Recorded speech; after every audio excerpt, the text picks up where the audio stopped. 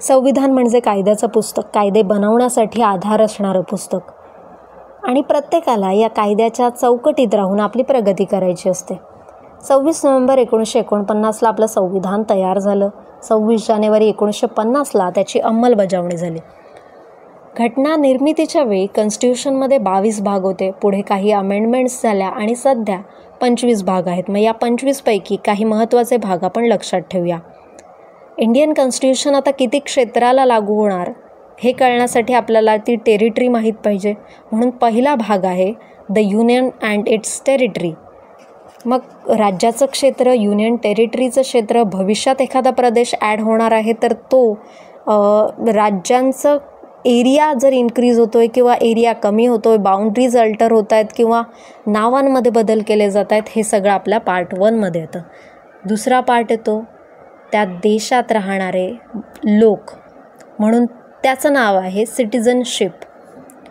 आणि third part येतो fundamental rights, म्हणजे या लोकांना आपण राईट्स देतो आहे, जसं की right to equality, right to freedom, right against exploitation, right to freedom of religion, कुठेही देशात वास्तव्य करण्याचा अधिकार, बोलण्याचा अधिकार, हे सगळं.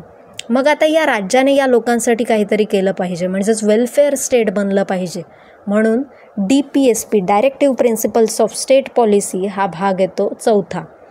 आता आपण लोकांना काय दिलेत, राईट्स दिलेत, मग त्यांच्याकडे काही ड्युटीज पण असल्या पाहिजेत, त्यांनी अवेअर असलं पाहिजे. म्हणून त्यांनी आपल्या फ्लॅगचं, अँथमचं, नॅशनल अँथमचं रिस्पेक्ट केला पाहिजे. त्यांनी आपलं कल्चर प्रमोट केलं पाहिजे. त्यांनी आपलं इन्व्हायरमेंट प्रोटेक्ट केलं पाहिजे. हाय सायंटिफिक टेम्परामेंट ठेवला पाहिजे. आपल्या पब्लिक प्रॉपर्टीला प्रोटेक्ट केलं पाहिजे. हे सगळं आपण पार्ट 4A ठेवतो. या सगळ्या झाल्या ड्युटीज. आता पार्ट 5 येतो युनियन गव्हर्मेंटचा आणि पार्ट 6 येतो स्टेट गव्हर्मेंटचा. म्हणजे पार्ट 5मध्ये काय काय येतं, एक्झिक्युटिव्ज येतात, पार्लियामेंट येतं, युनियन ज्युडिशरी येतं, कॅग येतं.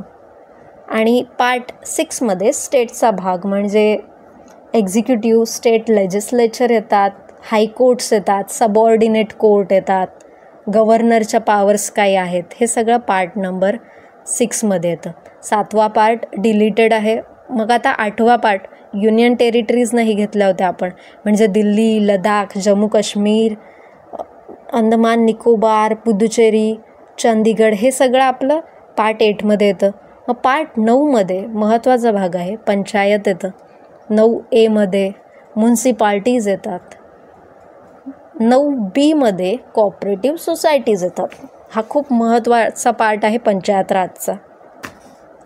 आता 10मध्ये आत्तापर्यंत आपण कुठेही शेड्युल्ड एरियाज, ट्रायबल एरियाजचा आपण कुठे विचार केला नव्हता. म्हणजे पार्ट 10मध्ये येतात शेड्युल्ड अँड ट्रायबल एरियाज.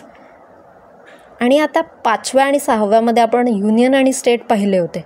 मग 11व्या पार्टमध्ये युनियन अँड स्टेटचं रिलेशन येतं. 12व्या पार्टमध्ये फायनान्स वगैरेचा पार्ट येतो.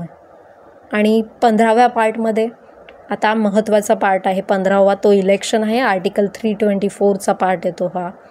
मग 17व्या पार्टमध्ये ऑफिशियल लँग्वेजेस इन्क्लूड होतात, जसं की लँग्वेज ऑफ सुप्रीम कोर्ट वगैरे काय असेल, हायकोर्टची काय असेल, युनियनची लँग्वेज काय असेल, रिजनल लँग्वेजेस काय असतील, तर अशा पद्धती